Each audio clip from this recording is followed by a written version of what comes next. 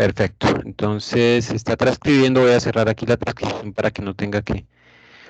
Pero voy a abrir nuevamente los participantes. Entonces, bueno, buenas noches a Juliana, Juliana Marcela Contreras, a Andrea Yulitza. Muy buenas noches a Ana Lucía Duarte. Buenas noches a Johanny Osorio. Un cordial saludo. Pues me alegra que estén en este pequeño espacio que vamos a realizar hoy. Yo les estoy generando la reunión aquí desde el CEAD de Duitama.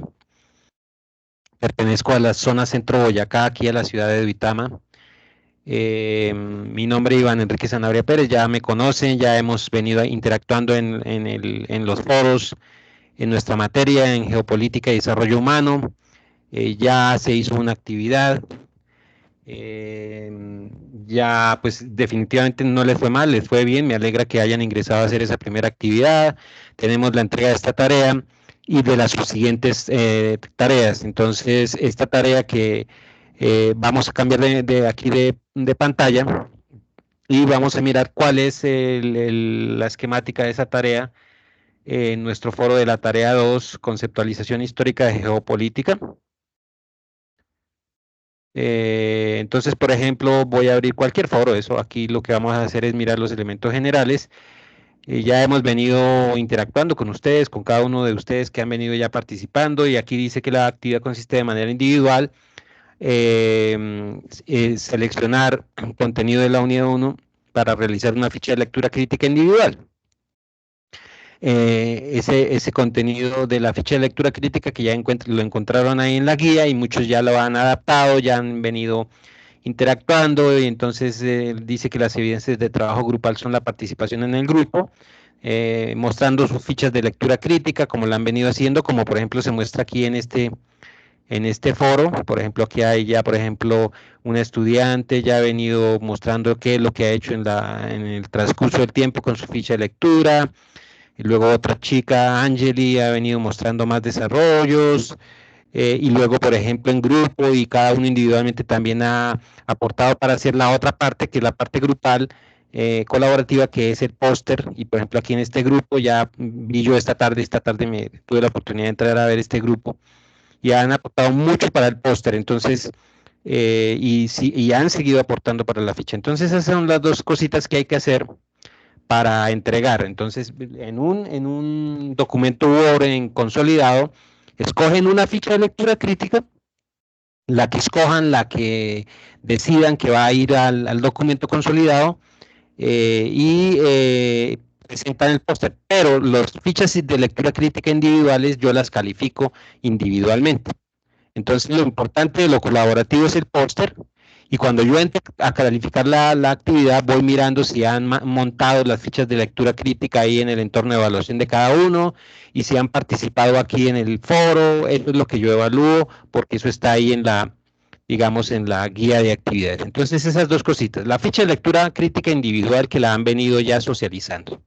Lo otro es escoger una ficha de lectura crítica, la montan ahí en el Word, y en conjunto a eso cogen y montan el pantallazos del póster colaborativo, como por ejemplo lo han venido haciendo aquí. Y ese póster, si es colaborativo, escogen uno y dicen, bueno, va este, por ejemplo, tales y tales cualidades. Entonces ese es el que montan ahí, yo entro a calificar y califico esos dos aspectos. Realmente no es más, pero ¿qué es lo que pasa? Que la mayor parte de las actividades que tienen que ver de aquí en adelante con el curso de Geopolítica y Desarrollo Humano están relacionadas con ensayos, con entrega de ensayos, con trabajos. Entonces, en ese orden de ideas, pues el CIPAS que yo planteé aquí es precisamente eso, una orientación breve, porque ya hemos venido intercambiando opiniones. Ya ustedes, por ejemplo, aquí se ve en este foro, ya ustedes me han montado cómo llevan su ficha de lectura crítica. Esta actividad 2 es eso, la ficha de lectura crítica, pero las subsiguientes, la actividad 3, la actividad 4 y la actividad final, todo tiene que ver con ensayos, con construcción de escritos. Y entonces, para eso, el insumo de la ficha de lectura crítica se utiliza, que es lo que voy a hacer hoy en el CIPAS. En este CIPAS, cómo se utiliza esa ficha de lectura crítica como insumo para construir elementos que desarrollen esas capacidades investigativas, que desarrollen esas capacidades de construcción de escritos cortos, que desarrollen esas capacidades como de construcción de pequeños ensayos, cómo se maneja esa construcción de escritos cortos y de manejo de esa información de las fichas de lectura crítica para que sirvan para construir un ensayo de una manera más ágil y sistemática. Es básicamente eso. Hago un ejercicio aquí con un ejemplo de ficha de lectura crítica que tengo ya abierto por acá, que es, por ejemplo, este esquema de una antigua ficha de lectura crítica pasada con un curso que yo tuve a mi cargo hace unos periodos. Entonces aquí voy a hacer un ejemplo rápido y también les voy a preguntar a cada uno de ustedes que según el tema que les ha tocado para hacer un ejemplo, para que de pronto se orienten mejor. Entonces le pregunto a alguno de ustedes cuál es su tema y ustedes me dicen, no, mi tema es este, sobre ese tema yo aquí comienzo a construir cómo podría ser estructurada, digamos, ese escenario de la ficha de lectura crítica para que les sirva como orientación. No es más, es básicamente algo muy rápido, muy ágil, y en eso nos vamos a centrar. Pero comienzo pues con compartirles esta presentación que tiene que ver con ese tema precisamente de la construcción de ensayos, la escritura, el método de las ciencias. Todo está basado, es decir, aquí lo que quiero que quede claro es que los productos del proceso científico académico en la UNAD y en toda universidad y en todo escenario académico es un escenario de construcción científica, es un escenario de allanar el método científico, el método académico, allanar las competencias más básicas, desde las competencias cognitivas hasta las competencias propositivas, pasando por las competencias interpretativas, analíticas, evaluativas, que eso es todo el proceso de construcción académico-científico que se realiza en todas las materias y en todos los cursos que ustedes ven en su transcurrir de universitario. Y esto es aquí en esta universidad, en la UNAD, y es en todos los programas académicos de todas las universidades, porque ese es el ejercicio académico del mundo universitario. Entonces, en ese orden de ideas, yo aquí me tomé el atrevimiento de, en esta pequeña presentación de unos pocos slides, hablarles en términos generales, mostrarles en términos generales cuál es, en primera instancia, el método de las ciencias para orientar y organizar qué es ese escenario científico. Entonces, hay tres tipos de ciencias, tres tipos de escenarios científicos. En un momentico, voy a contestar una llamada, un momento y ya seguimos.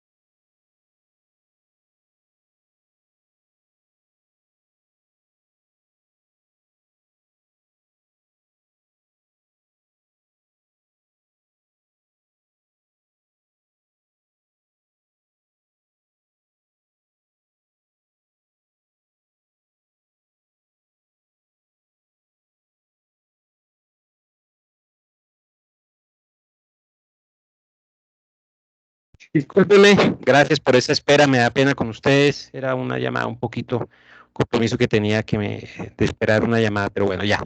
Entonces, en ese orden de ideas, retomo ese escenario que les quiero mostrar, que es el método de las ciencias. Entonces, todo escenario académico de toda disciplina y todos los programas académicos en las universidades, desde los programas de ciencias humanas como lo son administración, economía, contaduría, negocios internacionales, pasando por las otras disciplinas de las otras, digamos, disciplinas de conocimiento y facultades en toda universidad, pasando por ingenierías, ciencias médicas, ciencias biológicas, técnicas, aplican el método científico, que es el método experimental, el método de las ciencias y otros métodos que están aquí reseñados en esta presentación. Las ciencias formales son aquellas ciencias, por ejemplo, muy abstractas como la matemática, como la lógica, como el lenguaje, como la filosofía, parodiando y no parodiando, sino, bueno, sí, un poco parodiando a Mario Bunge, porque pues Mario Bunge pues es el autor de referencia y fundacional. Pero ¿por qué digo parodiando? Porque pues hoy en día, digamos, el método de la ciencia se ha desdibujado un poco de ese aporte importante que hizo este epistemólogo argentino en cuanto a que las ciencias realmente eran dos escenarios, ciencias formales y ciencias experimentales, de resto no había más ciencias. Sí, tenía razón, pero más allá de lo que es su forma de ver las ciencias, trayéndolo a colación y volviendo a retrotraer su aporte, es hablar de esos dos escenarios, ciencias formales y ciencias experimentales, más un escenario en el cual hoy todos estamos inmersos en el desarrollo científico académico, que son las ciencias formales, sociales, perdón, a que también son llamadas ciencias cuasi experimentales y que las tres en conjunto aplican todo el escenario científico actual, académico actual y los instrumentos y recursos académicos de investigación. Los tres tipos de ciencias hoy en día sí lo han desarrollado más formalmente, más digamos ampliamente y recurren a estos instrumentos que las ciencias nos brindan y todo el quehacer de los programas académicos aquí en la UNAD, entonces desarrollan esas competencias científicas desde las competencias más básicas de, digamos, de conocimiento, cognitivas, desde los conceptos hasta las competencias interpretativas de los datos, hasta las competencias interpretativas de los conceptos, pasando por las competencias propositivas, pasando por las competencias analíticas, y llegando a las competencias incluso de diagnóstico. Entonces, cuando ustedes lleguen ya a su parte final de su carrera, van a hacer una tesis de grado y todo el recopilar de las fuentes, de los datos, de las bases de datos, de las fuentes bibliográficas, es una problemática y es un escenario que tienen que aprender a abordar. Y la lectura de documentos y fuentes de consulta pasa por estos escenarios. Es transversal a todo el escenario y por eso las fichas de lectura crítica, interpretar textos, como es lo que aquí se pone en un curso como geopolítica y desarrollo humano, es un ejemplo de cómo se desarrolla, cómo se aborda un proceso de consulta con un proceso de organización de datos, de fuentes. Es un escenario primario, es un escenario secundario, el que se hace en la universidad. La ciencia formal es la primera instancia, la matemática, la lógica, la filosofía, la lingüística, todo lo que interpreta símbolos, textos, símbolos mentales, la geometría de volumen, la geometría plana, la matemática, el álgebra lineal, todos son escenarios formales. Las ciencias experimentales lo que hacen es experimentar precisamente, recurrir a la evidencia, probar, ensayar, el ensayo y el error, medir, mirar directamente las evidencias físicas del mundo físico y de los fenómenos físicos, y las ciencias sociales se encargan de analizar los fenómenos y problemas sociales y humanos tanto a nivel individual como en conjunto. De hecho, entonces, no solo los problemas sociales y humanos individuales y en conjunto, sino también todos los escenarios alternos o adyacentes al quehacer humano. Entonces eso implica aspectos económicos, sociales, aspectos sociológicos, aspectos psicológicos, y entre esos aspectos, por ejemplo, económicos y sociales están, por ejemplo, las ciencias económico-administrativas, de las cuales la administración, la economía, la contaduría, los negocios internacionales hacen parte. Pero todos estos tres escenarios utilizan hoy en día unos instrumentos que son transversales a todas las ciencias para poder aplicar en su completitud el método científico. Entonces, utilizan todos estos elementos que yo aquí les desplegué, desde el planteamiento de axiomas básicos en las ciencias formales, por ejemplo, el teorema de un teorema matemático cualquiera, de la teoría de conjuntos cualquiera, sobre, por ejemplo, sobre elementos comunes de los conjuntos, o elementos de intersección de conjuntos, o falso o verdadero, de la lógica matemática. Todos son axiomas básicos, planteamientos básicos que se hacen, o premisas básicas, o planteamientos básicos que deben ser sometidos a prueba. En las ciencias formales, por ejemplo, esos axiomas, esas propuestas matemáticas de la lógica, de la filosofía, del falso, verdadero, incluso en la filosofía misma, se ponen a prueba de manera lógica, es decir, por medio de deducciones, se ponen a prueba, se tratan de demostrar. Entonces, una vez demostrados esos axiomas, se convierten ya en demostrados en algo más construido y como más comprobado y más aceptado, y se convierten en teoremas. Y una vez esos teoremas puestos a prueba una vez más y otra vez más y puestos a prueba de manera lógica, la lógica quiere decir la ausencia de contradicción, la no contradicción de manera mental. Para poner un ejemplo, cuando hacemos un ejercicio lógico, decimos que si llueve, cae agua. Entonces ahí estamos haciendo un ejercicio mental y no hay necesidad de recurrir a un experimento directo para demostrar la no contradicción en esa afirmación. Entonces la lógica basta la lógica mental, intelectual, para demostrar los teoremas y la logicidad de esos axiomas, para llegar a unas conclusiones. En las ciencias experimentales es algo parecido, se plantean premisas sobre la observación de los fenómenos. Entonces, por ejemplo, un fenómeno que se observa es que cuando se baja la temperatura ambiente, entonces los cuerpos de agua del mundo físico y del relieve físico o del medio ambiente físico, por ejemplo, los cuerpos de agua tienden a cambiar de estado de líquido a sólido. Entonces es una premisa que se debe verificar por medio de evidencias.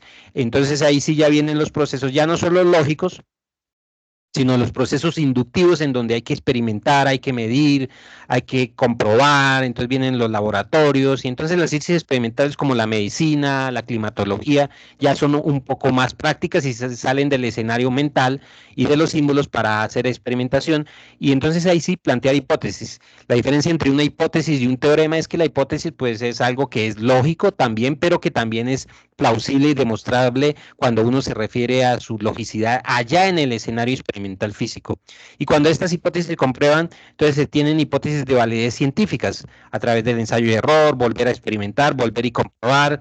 Y entonces cuando todos estos procesos se agotan, se obtienen ya leyes de validez universal, y entonces obtenemos las famosas hipótesis científicas, las teorías científicas, las leyes de validez universal como la teoría de la gravedad, la teoría de la relatividad en física, teorías de física cuántica, del movimiento de partículas, de la óptica, de la térmica, y en la medicina, por ejemplo, las teorías sobre virología, que se han sometido a ensayo y error, escenarios también en otros aspectos como por ejemplo la física universal de los cuerpos del universo, por ejemplo, el movimiento de los cuerpos celestes, etcétera. Bueno, son muchos escenarios, y entonces son parecidos las ciencias formales y experimentales. Lo único que cambia es que las ciencias experimentales ya van más allá de los símbolos, pasan al escenario ya no solo de la lógica interna, mental y simbológica, sino pasan al escenario de la no contradicción, de la comprobación, ya no solo de la validez del axioma, sino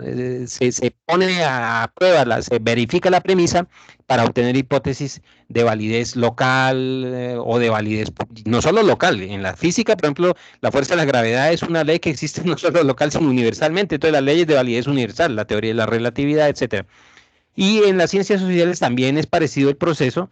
Entonces hablamos de proposiciones. Entonces decimos que si, por ejemplo, en economía, administración o contaduría hay observaciones, es porque se puede llegar también a proposiciones con lógica y con relativa aceptación. Entonces decimos que, por ejemplo, en economía, la ley de la oferta y la demanda es una ley, pero ha pasado por ser una proposición, una observación del mundo real, de los escenarios sociales y humanos. La ley de la oferta y demanda es un intercambio entre oferentes y demandantes. Hablamos de proposiciones. Entonces hablamos de aquella ley que dice que toda oferta que genera su propia demanda, o que toda demanda genera su propia oferta, o aquella aseveración general que nos dice que el incremento del gasto público, del gasto estatal en la economía, lo que produce es un incremento en las tasas de inflación en el mediano y el largo plazo, porque lo hemos observado. Y entonces se aplica la cuasi experimentación, y hacemos también un proceso deductivo también, como en las ciencias experimentales con la lógica y en las ciencias formales, pero también hacemos un proceso de inducción. Ahora bien, ¿cuál es la diferencia entre inducción y deducción? La deducción es comprobar la lógica con los símbolos. ¿Deducimos qué? Sí. Entonces, si sube la temperatura, el hielo se derrite, eso lo aceptamos. Si sube el gasto público en la economía, entonces lo más probable es que los medios de pago en la economía se incrementen y las tasas de inflación se incrementen. Entonces estamos diciendo que hay lógica ahí, podemos demostrar todo a través de lógica y supuestos. Entonces en ciencias sociales, como por ejemplo en economía, hablamos de teorías o supuestos, supuestos que son lógicos. Pero también hacemos un proceso inductivo. En todas las ciencias la inducción es el proceso de conseguir datos, medir, experimentar, conseguir estadísticas, interpretarlas, mirar la lógica, por ejemplo, y mirar si a través de esos datos que podemos interpretar se presta ese proceso lógico y se comprueba la verdad de lo que estamos tratando de poner en evidencia. y en todas las tres tipos de ciencias existen esos elementos. Y entonces todos estos supuestos se ponen en tela de juicio y se obtienen modelos. Por ejemplo, en ciencias sociales como en economía, se obtienen modelos económicos, econométricos, modelos estadísticos, modelos econométricos y macroeconómicos. Por ejemplo, en macroeconomía se habla, por ejemplo, de modelos de orden o de orientación keynesiana, por ejemplo, cuando se habla de, no, es que el empleo se promueve, se impulsa la tasa de crecimiento del Producto Nacional Bruto si el consumo, la inversión y el gasto público se incrementan, en la famosa ecuación macroeconómica fundamental, que es consumo más inversión más gasto público. Entonces tenemos un modelo macroeconómico causa-efecto. Si el gasto público o el gasto público del gobierno se incrementa y el gobierno incrementa su participación en la economía con las compras, entonces el Producto Nacional Bruto en el mediano plazo tiende a crecer en sus tasas de comportamiento. Entonces ahí hay un modelo económico que ya con estadísticas se puede comprobar, se puede poner en tela de juicio y comprobar si es cierto o no. Otro, uno de tipo monetarista.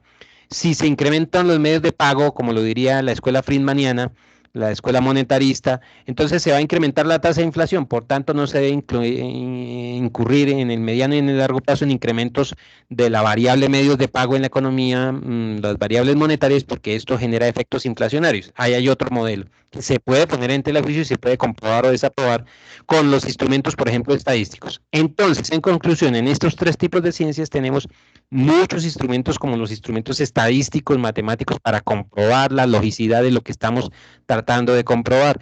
Pero también las otras ciencias como las experimentales, ellas sí van directamente a los laboratorios. Ahora, en ciencias sociales, para poner en práctica esos instrumentales matemáticos, estadísticos, realizamos cuasi experimentos. Lo que se llama las ciencias sociales son también ciencias cuasi experimentales como la economía y la administración. ¿Por qué? Porque para usted hacer un estudio de mercado como economista o administrador, tiene que realizar, por ejemplo, una encuesta de datos, ordenarlos estadísticamente, hacer un muestreo de datos, un muestreo aleatorio simple, un muestreo estratificado. Tiene que entrar a organizar una hipótesis para comprobar su veracidad o su no veracidad. Tiene que sacar promedios, tiene que sacar una desviación estándar. Y entonces ahí en esos instrumentales estadísticos logra poner en tela de juicio sus afirmaciones que son supuestos para convertirlas ya en también leyes económicas. Entonces los modelos tienen leyes económicas también que se pueden detentar. Entonces estos son los instrumentales, las matemáticas y otros son, y la estadística son instrumentales de todas las ciencias y también de nuestra economía, nuestra administración de empresas y la contaduría cuando se ejerce el escenario académico. Entonces en administración de empresas también hay modelos estadísticos que demuestran, por ejemplo, el efecto de las políticas, por ejemplo, empresariales, el despliegue de políticas estratégicas en la unidad empresarial. En contaduría también se pueden realizar estudios en donde se pone en evidencia, se evalúa el efecto de ciertos aspectos en variables contables y financieras. En finanzas usted demuestra que, por ejemplo, los movimientos de variables financieras como las tasas de interés bancarias afectan, por ejemplo, los escenarios de decisiones en cartera, etcétera. Hay una cantidad de variables macroeconómicas, contables, microeconómicas, administrativas, de la empresa, de la unidad empresarial como tal, que en ciencias económico-administrativas están presentes y para allí se utilizan estos elementos, para llegar allí se utilizan estos elementos de las ciencias que son los instrumentos de medición. Para llegar a todos estos procesos científicos hoy en día se mide y se evalúa.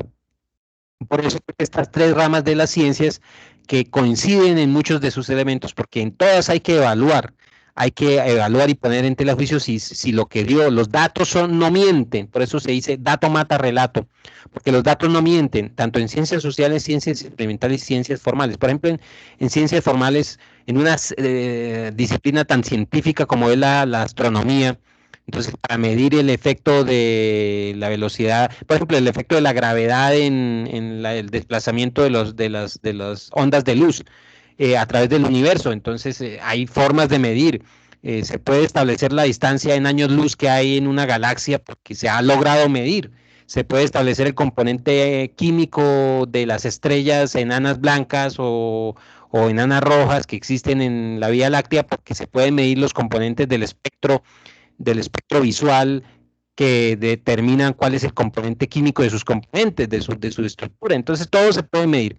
Entonces, entonces, en ese orden de ideas, todas, ciencias formales, experimentales, sociales. Quizás la que menos experimenta son las formales porque aplican apenas la lógica de los axiomas, de los teoremas en matemáticas, pero también miden. Entonces la geometría mide, la geometría plana, la geometría de volumen.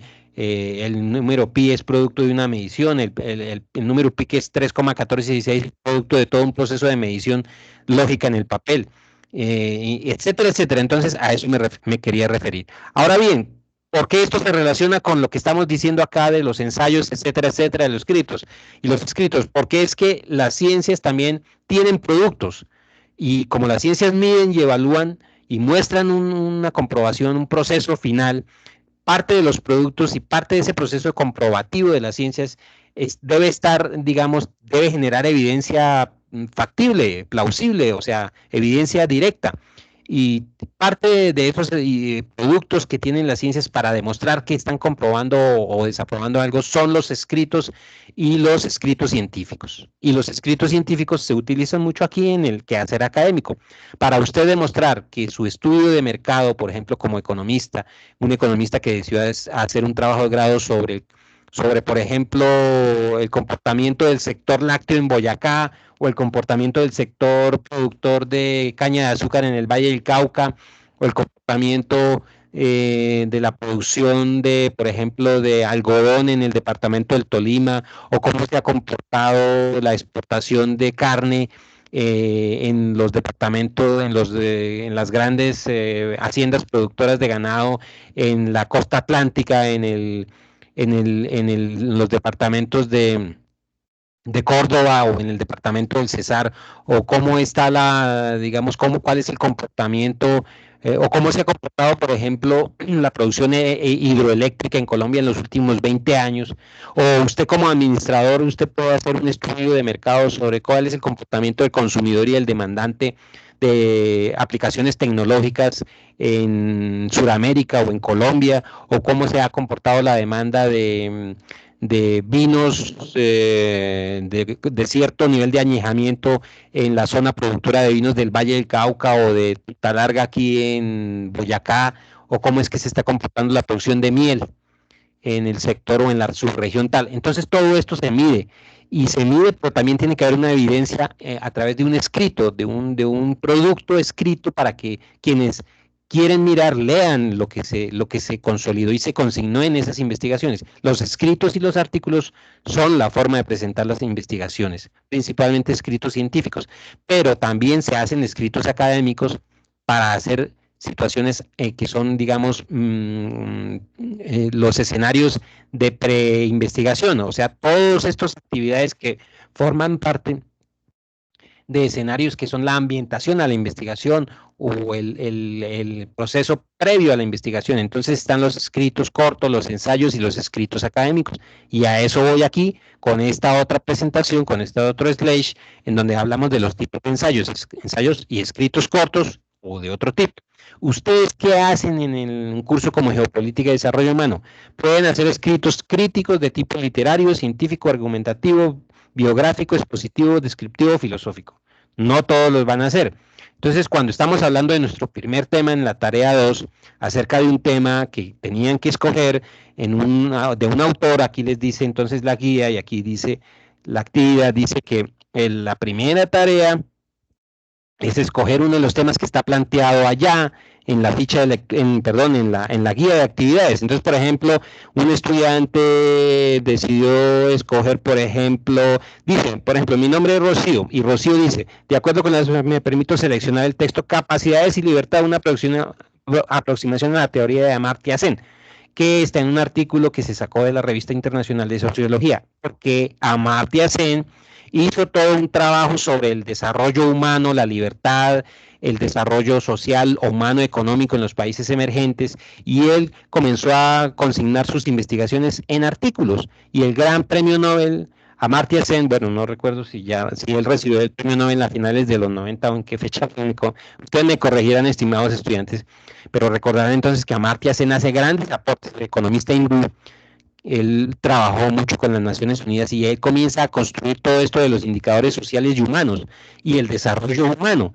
Y entonces este señor tenía que consignar sus investigaciones en artículos y sus artículos pues no iban a ser de otro tipo, como lo dice aquí esta Sledge, no iban a ser artículos de tipo literario porque no era su orden ni su disciplina, no eran artículos eminentemente descriptivos, porque él no se centraba en describir y describir, él tenía que por lo menos criticar y exponer y argumentar algunos elementos filosóficos. Puede que sus escritos tengan algún componente de filosofía, pero más que filosofía es la visión filosófica y epistemológica del método, y más que filosofía es la visión de la economía filosófica, de cómo entender el desarrollo humano, la libertad humana a través del crecimiento económico, a través del acceso al desarrollo humano, social y material, como lo plantea Amartya Sen. Y entonces Amartya Sen habla de que el desarrollo económico y material también trae consigo el desarrollo humano, porque lleva y conlleva, digamos, elementos del imaginario acerca del imaginario humano en su verdadera capacidad como componente de un núcleo social. Entonces, Amartya Sen habla de que la libertad humana, las capacidades del despliegue de todas las potencialidades humanas y a nivel social, también se pueden llevar a cabo solamente si hay desarrollo humano y económico. Y por eso es importante para Amartya Sen el crecimiento económico. Para eso, para Amartya Sen es importante el desarrollo humano en toda su extensión. Cuando veamos el tema y cuando se vea en la última unidad del tema, de los índices de desarrollo humano, cuando hablamos del acceso a los servicios básicos, a la educación, a la formación del capital humano, cuando veamos el tema de que un índice de desarrollo humano que mide, por ejemplo, qué tanto acceso haya a educación en un país, pues hablamos de países desarrollados y esto lo aplicó Amartya Sen en escritos. Entonces los escritos son críticos, sí, porque Amartya Sen criticó, hizo una crítica como cuando Carlos Marx y como cuando los clásicos como Smith y Ricardo critican la economía política y critican el sistema capitalista de una u otra forma, cuando Ricardo critica el devenir y la dialéctica de las clases productivas de la economía, como son la clase terrateniente, la clase rentista, la clase capitalista, como cuando Carlos Marx critica la dialéctica de las relaciones entre proletarios y dueños del capital, o como cuando Adam Smith propone a la extensión del mercado y las libertades económicas y de mercado como único y digamos como una única casi que precondición para generar riqueza. Por eso su investigación de la riqueza de las naciones, una investigación sobre la naturaleza y causa de la riqueza de las naciones. Y todos estos son escritos que tienen elementos argumentativos porque están argumentando el porqué, elementos descriptivos porque están describiendo esas variables o esos elementos que hacen parte de lo que están estudiando. Elementos expositivos porque exponen sistemáticamente todos esos elementos de manera ordenada. Elementos críticos porque critican y analizan y evalúan y ponen en tela de juicio lo que hay antes y lo que ya se está desarrollando. Y elementos filosóficos, claro que sí, porque el deber ser y el ser real está presente en las ciencias. El deber ser es lo que debe ser el imaginario y el objetivismo real colectivo de las sociedades y del ser humano. Vamos para allá, vamos para que sea una sociedad más ordenada económicamente, para que el sistema económico no genere desigualdades, etcétera. Ese es el deber ser. Y el ser real, la sociedad y la economía funciona tal y como es. Entonces, ser real, las cosas como son, y deber ser como deberían ser. Y la economía está al servicio de todos estos elementos. Y en últimas es científico, porque ponen en práctica estos elementos de la inducción y la deducción. La deducción cuando hacemos deducciones lógicas. Si tal cosa, entonces la lógica me dice que tal cosa.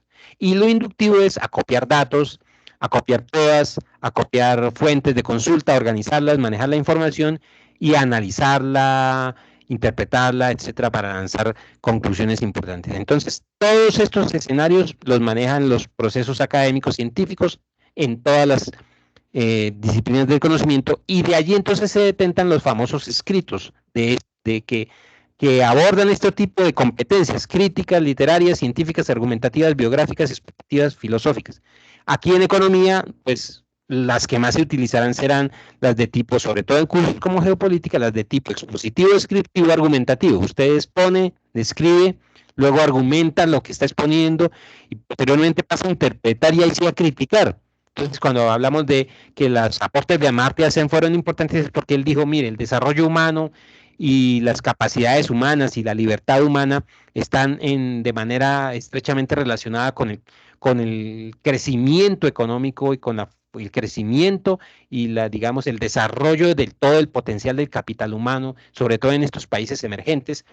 Y ese es el objetivo en sí que deben lograr los países emergentes, que sus comunidades, que sus ciudadanos, que el capital humano logren estándares cada vez más mayores de acceso a los bienes materiales que les permitan desplegar todas sus capacidades y consolidar su libertad tanto material como en la dimensión humana. Ese fue el aporte de Amartya Sen.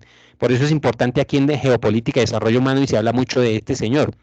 Y entonces no vamos a hacer ensayos bien complejos, no, pero sí vamos a ¿qué? A hacer la siguiente parte, que es hacer escritos cortos, elementos de un escrito corto que tiene unas partes y ustedes ya han venido y van a venir adaptando. Ya en su primera ficha de lectura crítica tienen insumos para hacerlo. Entonces, cuando vayan a hacer ensayos, un ensayo debe tener tres partes principales, una introducción, un desarrollo y unas conclusiones, y debe tener otra parte importante. Si usted va a escribir sobre un tema importante en economía, como el tema del desarrollo humano visto por Amartya Sen, pues tendrá que citar al señor Amartya Sen. Entonces ahí hablamos de que hay dos tipos de citaciones. La citación, me paso aquí a esta slide, la citación textual y la citación contextual. Entonces, una cita textual es una cita directa. Entonces, por ejemplo, comillas, los paradigmas son tan penetrantes e indivisibles que se confunden fácilmente con la verdad. Esto lo dijo Leonard en 2011 por allá en una fuente que la debo reseñar al final en las fuentes de consulta. Pero así lo dice la norma APA. Esta es la manera de reseñar directamente porque lo digo como lo dijo el autor directamente, con comillas. Generalmente estas citas directas ya casi no se utilizan solo cuando lo que se va a decir sobrepasa los 4 o 5 renglones. Entonces, si Leonard dijo acerca de los paradigmas algo, tal cosa, es porque lo que lo dijo es muy extenso y hay que citarlo directamente con comillas y sobrepasa los 5 renglones. Lo que más se utiliza en las citas sí contextual. Entonces, un ejemplo es, en el corazón de la geopolítica se encuentra la relación entre el poder y el espacio. Los estados, al buscar maximizar la seguridad y su influencia internacional, deben considerar cuidadosamente cómo su geografía impacta sus vulnerabilidades y capacidades estratégicas. Esto lo dijo Ocampo en 2012. Ese autor Ocampo lo dijo, pero no de esta forma. Lo que hace esta cita es coger lo que dijo Ocampo y, digamos, decirla con las palabras de quien está haciendo el trabajo. Cambiarle los términos, como en sus términos, un poco más inteligibles, y citar sí que es de la fuente del señor Ocampo, que lo dijo en un artículo en 2012. ¿En dónde está reseñado? Entonces, por eso al final de todo trabajo se cita las fuentes de consulta, Ocampo Ocampo, Javier, 2012, aproximación científica a la geopolítica como disciplina de conocimiento, apareció en la revista Economía y Sociedad, por ejemplo, una locura. Y ahí es donde se cita, extraído de, y ahí está el enlace, por eso es que se debe citar. Entonces, ese es otro instrumental importante en la construcción de escritos. El otro elemento importante es cómo titular un escrito, que es lo que quiero que ustedes aborden en sus próximas tareas cuando vayan a construir sus escritos. Y que de ello lo sacan ¿de dónde? Pues lo sacan es de las citas, de las fichas de lectura crítica, y ya vamos a hacer el ejercicio final con la ficha de lectura crítica. Elementos de un escrito, entonces, pueden utilizar con esos tres componentes y deben, ojalá utilicen cuando vayan a hacer esos escritos cortos, la tarea 4, la tarea 3, ahorita esta tarea 2, cuando vayan a hacer esos escritos, por favor, citan sus escritos en tres partes, entonces una introducción, un desarrollo, unas conclusiones, ponen las referencias y ponen las fuentes de consulta, por eso es importantísima, no lo tengo acá, pero las fuentes de consulta son importantes.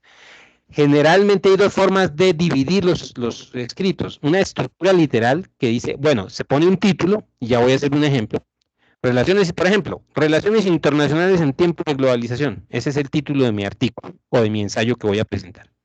Lo divido en una introducción, ahí comienzo a hablar en la introducción. ¿Qué se habla en la introducción? La introducción, como su nombre lo indica, me introduce y me explica en 1, 2 o 3 párrafos de qué trata el escrito y cómo lo abordo. Así de sencillo. Luego viene el desarrollo, como su nombre lo indica, el desarrollo, abordo y desarrollo la temática. En la temática, entonces planteo una frase introductoria que es lo que yo les decía y que está ahí en la ficha de lectura crítica, una hipótesis de lectura. Entonces, puedo plantear mi siguiente hipótesis.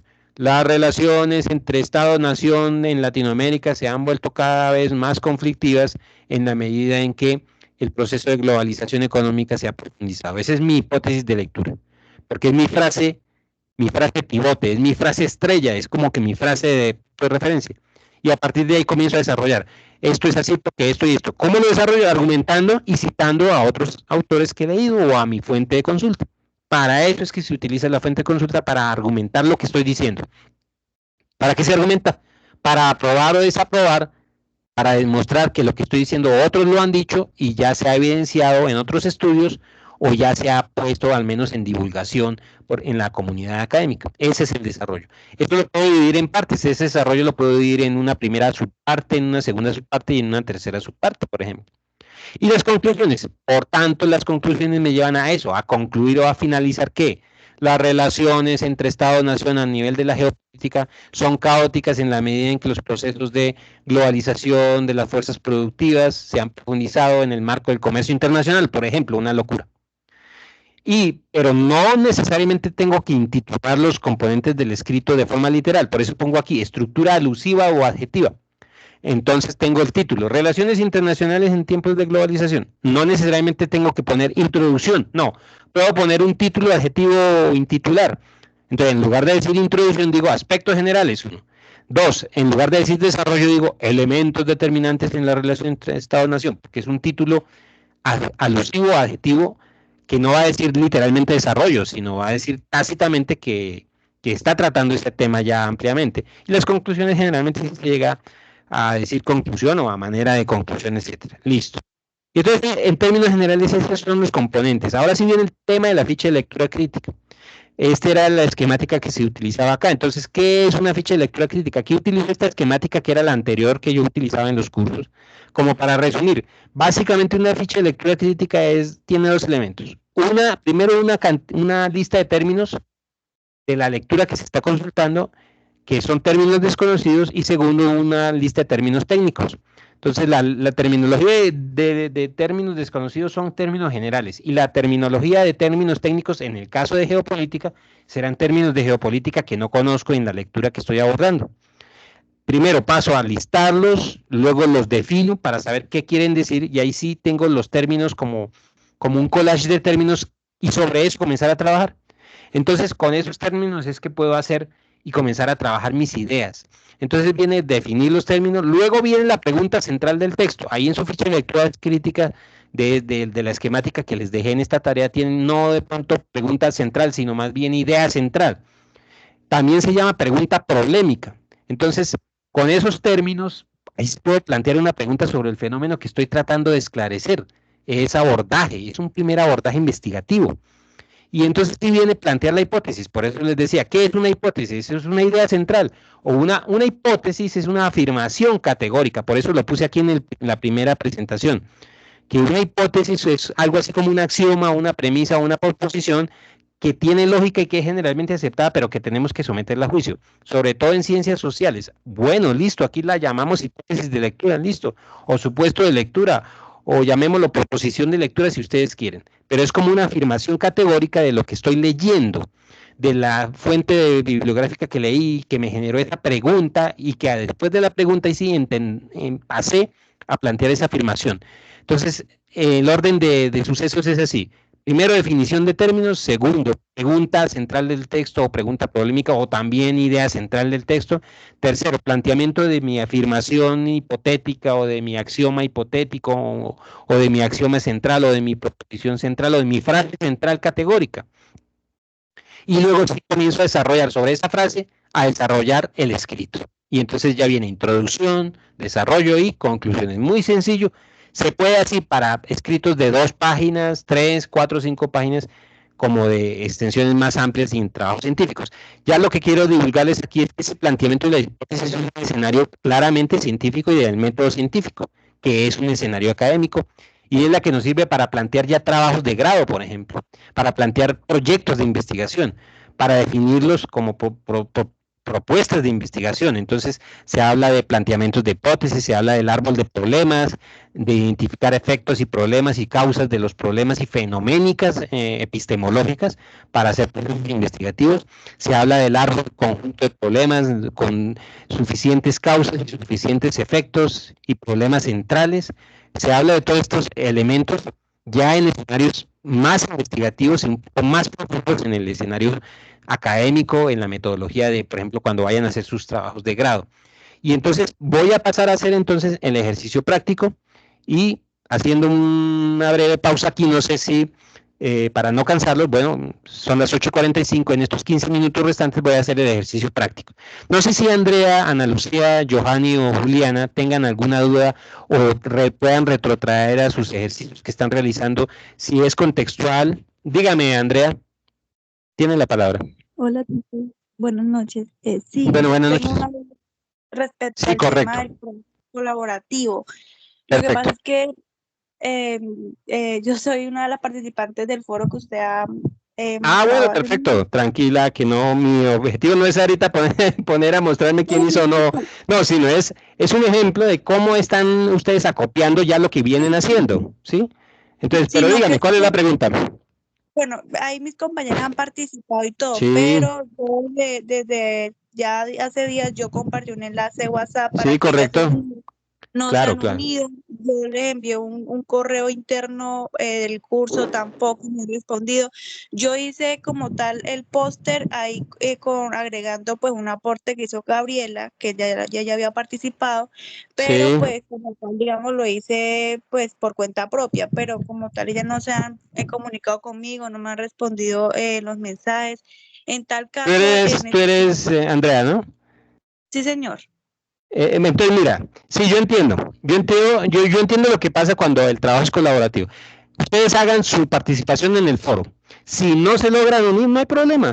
Cada uno presenta lo que cada uno ha desarrollado. Pero si se logran unir para no llevar a peleas y diferencias, simplemente, si se logran unir, se ponen de acuerdo y dicen, presentemos el póster de la compañera tal y porque es por ejemplo, sobre este póster, precisamente ahí está el trabajo. Lo que yo les decía, un póster muy impactante es aquel póster colaborativo que me va a presentar tanto las tesis y los textos muy resumidos como imágenes impactantes.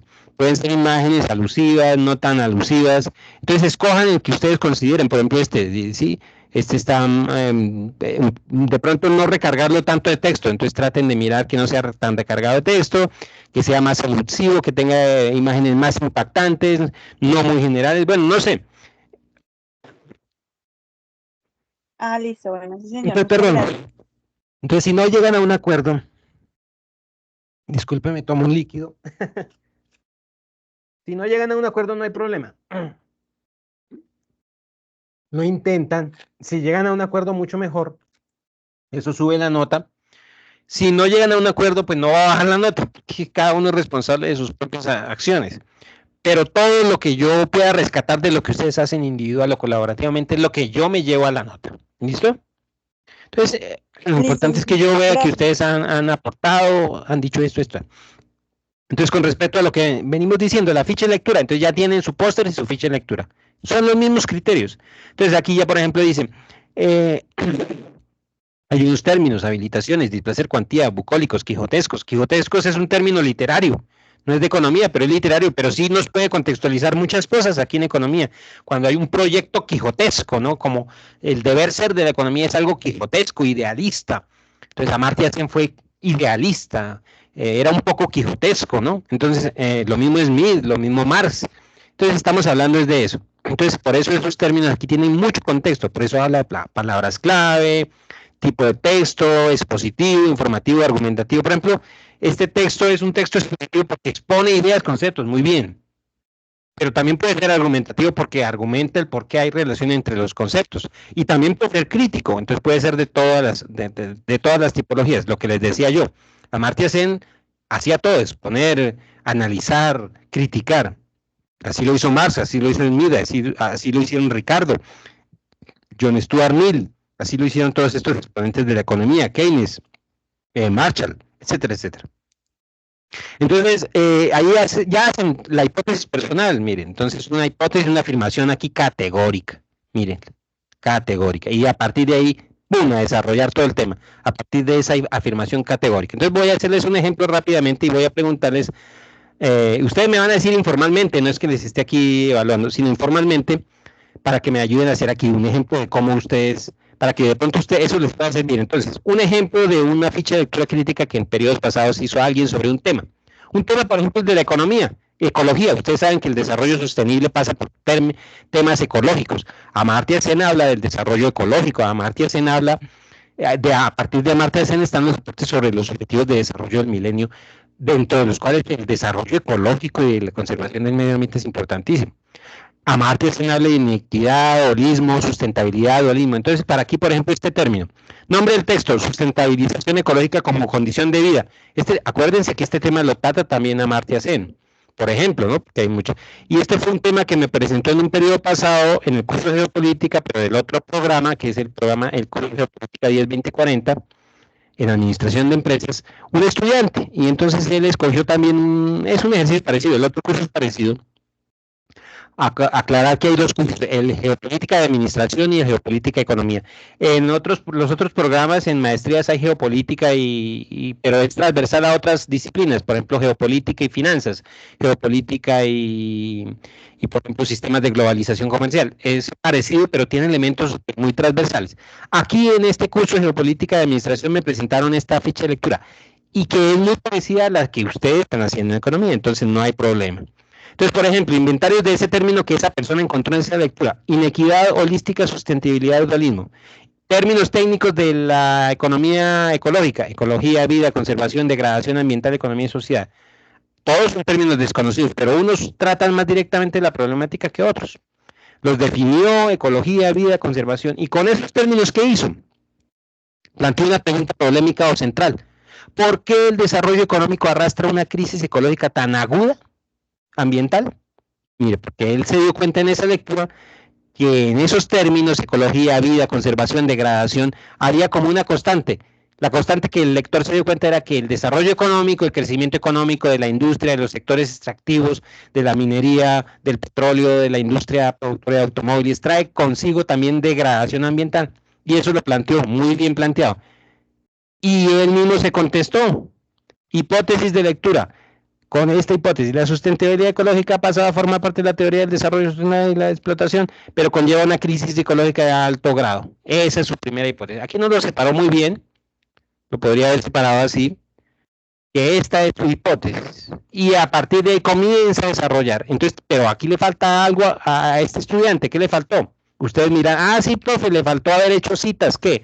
¿Textuales o contextuales? Entonces, por ejemplo, aquí puede ser al final, en este otro párrafo puede ser entonces, por ejemplo, una cita contextual. Un ejemplo loco: Amartya Sen. Entonces, Sen 2000, en un escrito que hizo, por ejemplo, se me ocurre un ejemplo loco: Amartya Sen 2000, porque esto lo citó en un artículo de Amartya Sen, o en este mismo artículo que escribió aquí este señor, que consultó este señor, que se llama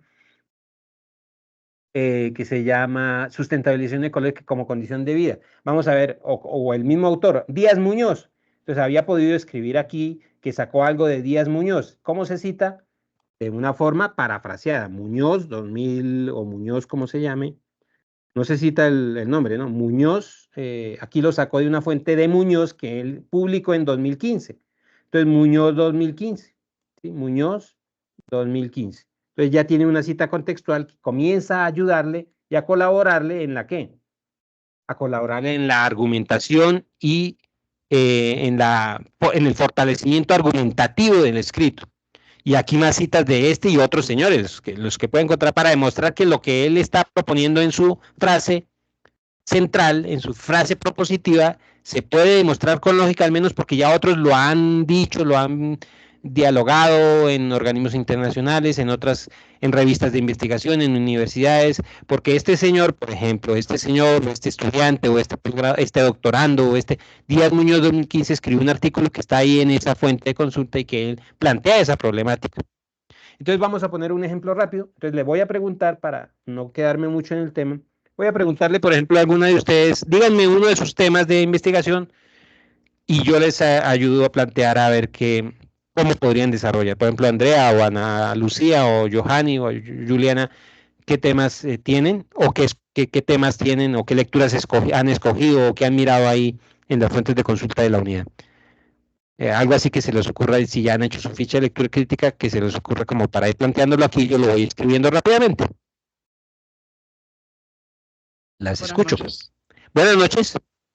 Tutor, en mi ficha de lectura es sobre Sí, la política de los países que muy bien. están, digamos, subdesarrollados. Especialmente, ¿Y pues ahí hablaban de México, de ajá. Colombia, de Argentina, de Paraguay. ¿Y recuerdas cómo se llama el artículo? El artículo, ya le digo un Sí, momentito, correcto. Vale. Y lo vamos mm, planteando aquí. dice, teoría Con y el, metodología de sí. la ge- geopolítica, hacia una geopolítica de la construcción del poder. Ah, muy bien. Nomás con ese título ya uno tiene elementos. Hacia una geopolítica de la construcción de poder. Construcción de poder. ¿Sí? Ya con eso, ya tenemos. Yo voy a hacer un ejemplo loco ahí. Entonces, resulta que yo leí ese artículo, o uno que diga hacia una construcción geopolítica, hacia una geopolítica de la construcción del poder. Yo intuyo que ahí, estoy haciendo un ejemplo loco, pero es algo parecido. Ahí me van a salir términos como, por ejemplo, poder político, Estado-nación, ¿sí? Por ejemplo. Fuerzas productivas, estoy haciendo algo loco, fuerzas productivas, poderes públicos. Eso hay cantidad de términos que van a salir en un artículo de ese tipo. Política pública, otro, contradicciones del poder. Estoy haciendo el ejercicio como si yo hubiera leído el artículo. Otro que me puede salir, por ejemplo, lucha de clases, que es un término marxista, lucha de clases, como dicen los del pacto histórico, lucha de clases, como dice el presidente, la lucha de clases. Sí, ahí es un término que está por ejemplo, en la teoría marxista que vamos a hacer y está ahí, y la economía lo aborda también como un corolario. Entonces, eh, pero entonces, hablando de no solo el marxismo, hablando, por ejemplo, del sistema clásico, entonces, globalización. Ya tengo esos términos. Supongamos que ya los detenté, ya sabe qué significan. Entonces, con esos términos ya puedo hacer como una especie de qué, de mapa mental o hilvanarlos, como meterles un hilo conductor. Y muy bien, me puedo proponer una pregunta problemática o una idea central, una pregunta central. Entonces, vamos a ver. Pregunta que me propongo es la siguiente. ¿Son las relaciones geopolíticas globales una muestra de la dinámica y dialéctica? Ese es otro término que puede aparecer, dialéctica, porque es un término de la economía marxista. La dialéctica de Hegel, ¿recuerdan? De la dinámica y de la dialéctica que existe al interior. Estoy haciendo un ejemplo loco de las fuerzas productivas en condiciones de globalización y del mercado mundial. Esa es una frase loca que se me ocurre, u otra. Son las relaciones, una muestra, sí, sí, entonces es una frase, porque estamos hablando no de economía propiamente dicho, sino de la geopolítica en el marco de la economía. Entonces ahí ya tengo mi primera pregunta. ¿Qué paso a hacer luego? La contesto. Sí, en lo que he leído de esos artículos me dice que sí, sí. Entonces es fácil contestar. Las relaciones geopolíticas del Estado-nación moderno. ¿Qué es un Estado-nación? El Estado-nación es una congregación geopolítica y política y económica y social que hoy en día es denominada como país o Estado-nación con sus componentes, una constitución, un territorio, una población, unas instituciones. Colombia es un Estado-nación, Francia es un Estado-nación.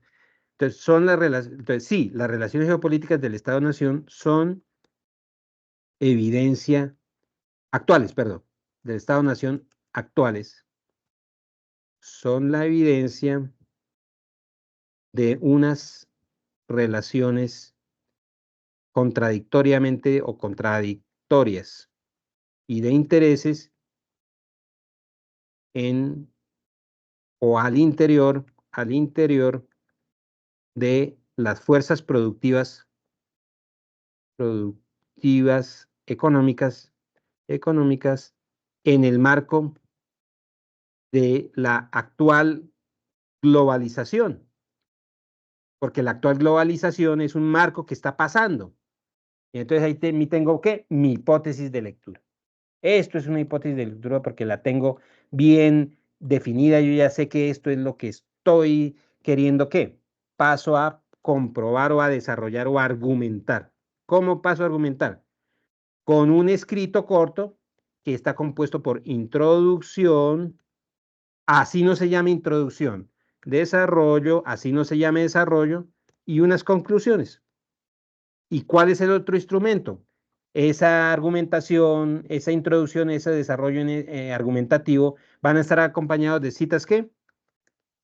Citas textuales o contextuales, sobre todo citas contextuales o parafraseo, para que no sea dispendioso el proceso. ¿Cuáles? Las que aquí se ha mostrado. Por ejemplo, esto es un ejemplo. Aquí al autor, aquí al estudiante le faltó hacer eso. Hizo muy bien su planteamiento hipotético, pero había podido citar al mismo autor que leyó así, Muñoz 2015, porque Muñoz 2015 dijo esto, y después pasó a decir otra cosa, y después, por ejemplo, otro autor que leí, no solo a Muñoz, por ejemplo, Ocampo 2010. Un autor, no sé, se me ocurre un ejemplo loco. Entonces, eso.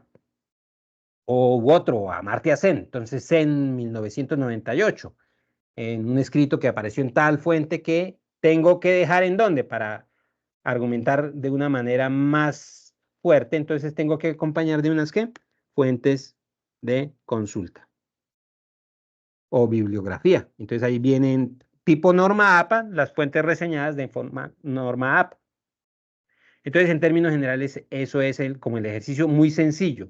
Entonces, en una ficha de lectura crítica tan sencilla como esta, ustedes lo sacan de ahí. Pero en las fichas de lectura crítica que ustedes tienen, como las que me han presentado, estos elementos ya los tienen todos los insumos. Ahora, como todavía no tienen que presentar ensayos, sino es en la tarea 3 y en la otra tarea, pues simplemente lo que se califica aquí es la ficha de lectura, el planteamiento, soporte o ideas secundarias, el planteamiento del texto, la idea principal del texto, la hipótesis personal. Y una hipótesis personal es una afirmación categórica. En términos generales, ese era el ejercicio que les quería presentar o divulgar, como todavía no van a hacer, sino en la otra actividad sí ya van a presentar ensayo y la última va a ser un informe final. Entonces, en términos generales, eso es lo que quiero que me escriban cuando yo les pida que escriban cuando las tareas y las guías de actividades pidan un escrito, eso es lo que tienen que hacer.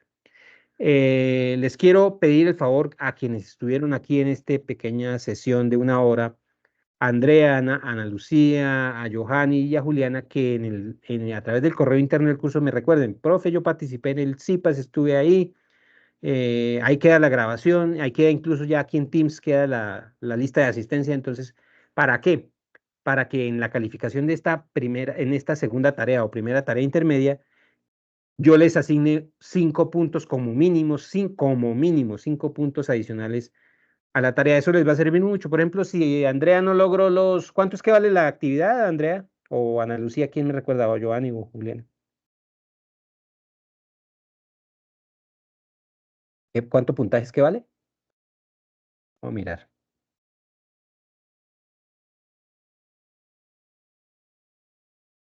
Aquí en el texto dice. Esta actividad vale 100 puntos. Entonces, si no alcanzó a sacar los 100 puntos, sino 90 puntos u 80 puntos, pues el hecho de que haya participado en la primera web conference o en este CIPAS, entonces se le asignan, por ejemplo, sacó 80 puntos, se le asignan entre 5 y 10, por decir, porque, por ejemplo, Andrea fue participativa o Johanny, entonces eso les sirve para mejorar como la calificación. Entonces, por favor, no dejar de recordarme que participaron en el CIPAS, en el primer CIPAS. Solo voy a hacer este CIPAS y otro CIPAS que es el de la tarea final, y no más. Son temas teóricos, pero que es importante tener en cuenta cuáles son los términos de referencia de las tareas, cómo se deben realizar y qué es lo que quiero que se me presente. Entonces, si hay alguna pregunta final sobre la tarea colaborativa, el póster, sobre la ficha de lectura crítica, sobre qué se tiene que entregar, no sé, Andrea, Ana Lucía, no sé, Johanny o Juliana, por favor. ¿Alguna pregunta final? Todo claro, muchas gracias, dice Andrea. Esta grabación queda así. Si tienen todavía más dudas, me consultan a través de los foros, del correo interno del curso, profe, tengo esta duda. Ya conocerán, me imagino, nuestro equipo de Teams del curso, ¿no? El chat de Teams de Geopolítica y Desarrollo Humano ya lo conocerán porque ustedes quedan automáticamente ahí, pueden ingresar al chat de Teams. Por ahí les he enviado también información, les he enviado cantidad de cosas. Y entonces estar pendiente de entregar esta tarea. Si se les presenta problemáticas para entregarla a tiempo, me dicen, profe, sucede esto, sucedió esto, denme un plazo, yo lo hago. De eso se trata. Y estar muy pendiente de la segunda tarea, la siguiente tarea, la tarea 3. Ahí sí ya creo que ya van a tener que hacer un escrito, y es con esos términos de referencia que siempre pediré escritos cortos aquí en este tipo de cursos como Geopolítica y Desarrollo Humano. Entonces, sin más ni más, ya para concluir nuestra reunión, pues voy a última pregunta, si hay alguna última duda o algún último comentario. Les agradezco mucho. Si alguien tiene algún comentario, Ana Lucía, Johanny, Juliana. Em, ya para ir finalizando, pues voy a dejar de grabar, detener la grabación.